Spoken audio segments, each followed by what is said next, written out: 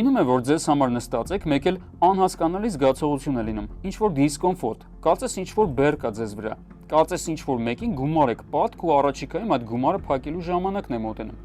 Չի լինում այդպես, զարմանալի է, քանի որ դուք ունեք պատկեր։ Չէ, խոսքը ձեր անձնական պատկերի մասին չէ, խոսքը պետության ներգրաված վարկերի մասին է, որի պարտապանը ևս դուք եք։ Մեզանից յուրաքանչյուրը նորածնից մինչև զառամյալ ծերունի համաշխարհային ֆինանսական կազմակերպությունների եւ մասնավոր բանկերին արդեն պատկ է $5,000։ Հայաստանի պետական պատկը շուտով կհատի $15 միլիարդ։ Պաշտոնյաները մեկը մյուսին հերթ չտալով փորձում են բացատրել, որ այս գումարի մի մասն է արտաքին պատկ, այսինքն դրսի ֆինանսական կառույցների ստանալիք փողը։ Կեսից ավելին ներքին պատկ է, այսինքն պետությունը պատկ է ներսի խաղացողներին։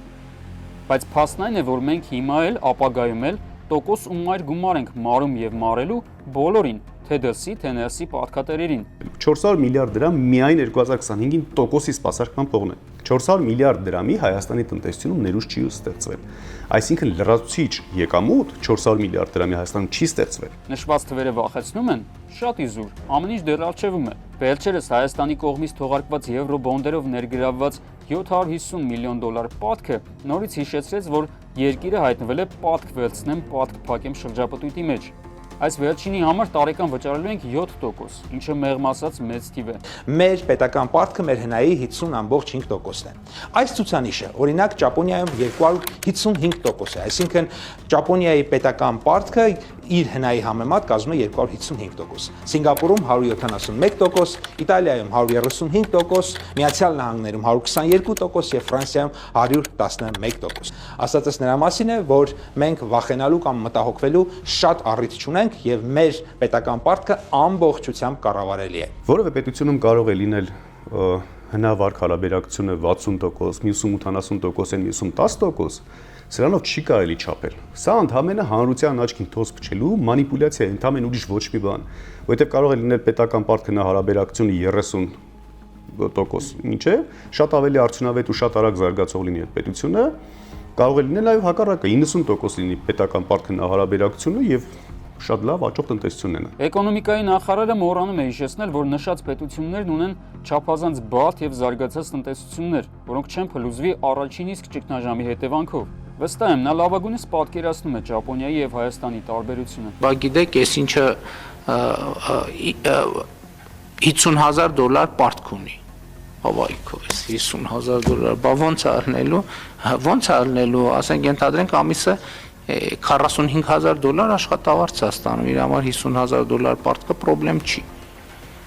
Մեր խնդիրը այն չի, որ մեր պարտքը հանկարծ 10 կամ 15 միլիարդ չլինի։ Հայրենի իշխանությունները նախորդ տարիներին ոգևորվել էին ռուս-ուկրաինական պատերազմի բերած օգուտներից եւ օդից ընկած փողերով երկնիշ դարձած համախառն ներքին արդյունքից արբեցած, սկսել անասելի արագությամբ մեծացնել պետական պարտքը։ Ամփոփենք որոշակի փուլ եւ այնպիսի որոշում կայացնենք, որը մեզ չի ստիպի Հայաստանի արտաքին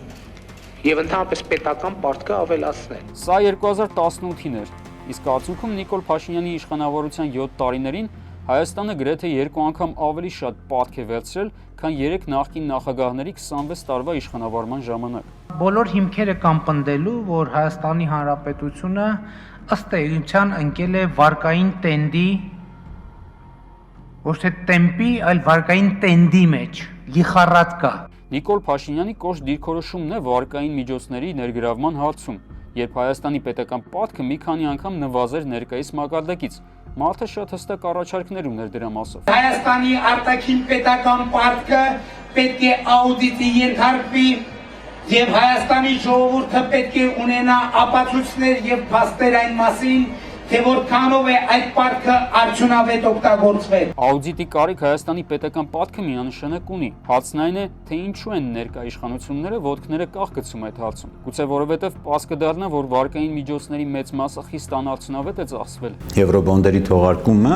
նաև սպասարկելու է էլի արտաքին պարտք, այսինքն մենք պարտք ենք վերցնում, որպեսզի պարտքը փակենք, դա շատ ավելի ռիսկային է, քան դու պարտ վերցնես ստեղծես այնպիսի արտադրական միավոր, էլի նույն պետության տեսանկյունից, արտադրական կան միավոր, որը ի վերջո եկամուտ կգեներացնի պարտքը փակելու համար եւ ոչ թե տոկոս սպասարկելու X բանկից վերցնում ենք Y բանկի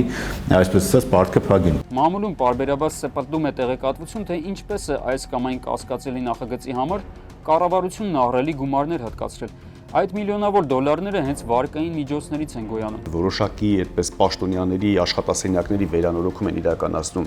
բայց սահմանային գոտում նորից եմ կրկնում կահավորում չեն իրականացնում, որը մարդու կյանքի հետ կապված ու անհրաժեշտ պարտադիր կատարման ենթակա գործողությունը սա չեն կատարում, պետական պարտքը ավելանում է։ Եթե պետական պարտքը ավելանում է եւ մենք զինվորի կյանք ենք փրկում, մենք հասկանում ենք ինչի դիմաց ինչ ենք վճարում։ Մենք այո 400 միլիարդ դրամ տոկոս ենք վճարում, բայց դա վճարում ենք մեր զինվորների կյանքը ապահով դարձնելու եւ փրկելու համար։ Իսկ եթե դա անում ենք ինչ որ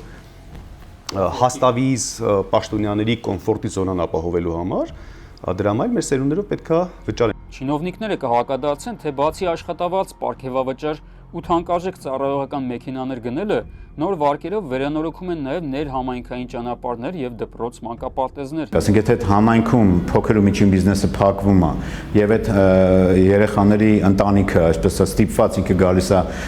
Երևան ու ինքը դառնում է վարձու աշխատող, այլևս այդ դպրոցը ոչ մեկին պետք չի։ Այսինքն եթե համայնքում չկա աշխատանք, դպրոց ու ճանապարհ վերանորոգես չվերանորոգես, մարդիկ թողնելու են գնան։ Դպրոցը մնալու է դատարկ ու փակվի, այսինքն վարկային միջոցները ծախսվում են, սակայն դրանցից հետագայի համար որևէ օգուտ չկա։ Այդ գումարները չեն վերածվում ավելացված արժեքի ու չեն վերադառնում հետագային բյուջե հարկ ու տուրքի միջոցով։ Հետևաբար չի լինելու փող, որպեսզի այդ նույն վարկերը սպասարկվեն։ 2024 թվականին 230 միլիարդ դրամով, 223 ավելի կոնկրետ միլիարդ դրամով բյուջեն թերակատարվեց։ Նշանակում է, որ պարտքը 223 միլիարդով պիտի ավելացնեն։ Սրան գումարած 2025-ի համար բացի այդ 223 միլիարդի եկամտի չկատարում 190 միլիարդով էլ կանխատեսեցին ավելի շատ եկամուտ։ Անիրականանալի, անհնար թիվ է։ Եվ երբ որ 2025 թվականի բյուջեն քննարկվում էր ու պլանավորում էր, որ պետք է պարտ ներգրավեն, 600 միլիարդ դրամ դեֆիցիտային բյուջե է պլանավորվել։ Սա ինչ է նշանակում։ Սա նշանակում է, որ 2025 թվականի ընթացքում Հայաստանի Հանրապետության ծախսերը 600 միլիարդ դրամով ավելի շատ են լինելու, քան ակնկալվող եկամուտն է։ Մի հատ էլ ակնկալվող եկամտի մեջ սխալվել են։ Իսկ ինչպես ենք վճարելու այս գումարները։ Իրականում կառավարությունում լուծումը գտել են եւ այն արդեն գործի է դրվել ամբողջ թափով։ Փոքր ու միջին բիզնեսին են սկսելու քերել։ Իբր ստվերի դեմ պայքարի անվան տակ։ Նայում ենք հենց 2024 թվականի հունիսի 12-ին ընդունված ազգային ժողովի կողմից նախագիծը, որը Ֆիննախն բերել, որի հիմնավորման մեջ նշված էր 17.8 միլիարդ լրացուցիչ եկամուտ։ Մոտավորապես այս նախագծով 55,000 տնտեսավարողի մասին է խոսքը, որոնց մեջ բնական է, ասենք, մեծ մասը չեն այդ հարկ թաքցնողները կամ դրա տակ թաքնվողները, հա։ Տիրախում սակայն միայն բիզնեսմենները չեն։ Մեծ հաշվով հայտարարագրման process-ը եւս միտված է բյուջեի մուտքերի ավելացմանը։ Կառավարությունում նստած մարդիկ կպրպտեն եւ ապագայում կհասկանան, թե մեզանից ում մոտ ինչ ազատ միջոցներ կան եւ ինչպես է հնարավոր դրանք եւս հարկել։ Մեկ այլ նոր օրինագծով էլ պետությունը պատրաստվում է վարչական ակտերով սահմանված տուգանքները գանձել միջև հնարավոր դատական վեճերի ավարտը։ Ինչու, որպեսզի երկար ժամանակ չտևի, ասենք, եթե նույնիսկ տուգանքներ կիրառվում եւ այլն, չսպասեն միջև վեճը լինի, լուծվի, ով էր ում պարտքել, այլ արագ այդ փողը գա բյուջե, հետո նոր կմտածենք, ով ում էր պարտքել։ Սա օքսորտի մենակ այս նախագիծը չի, որովհետեւ հիմա մենք տեսնում ենք հաշվապանների ու իրավաբանների հարկի բարձրացում։ Այսինքն կառավարությունը կൂട്ടակած ահռելի պատքի մարումը պատկերացնում է ոչ բիզնես միջավայրի բարելավումով, որպեսզի ավելի շատ մարդ բիզնես անի եւ ըստ այդմ ավելանա հարկատուների քանակը, հետեւաբար նաեւ վճարված հարկերը։ Կառավարությունը պատրաստվում է պատքերը մարել եղած բիզնեսներին քամելով։ Պատկերացրեք դուք ունեք 3 կով, որոնք օրը 45 լիտր կաթ են տալիս։ Ինչպես է հնարավոր ավելացնել կաթի քանակը։ Բնականաբար նոր կովեր գնելով։ Իսկ այ կառավարությունում որոշել են, որ պարզապես պետք է եղած կովերին ավելի ջանասիրաբար կթել։ Արմեն Նաթալյան, Տիգրան Նադարյան, Օրագիր Նյուզ։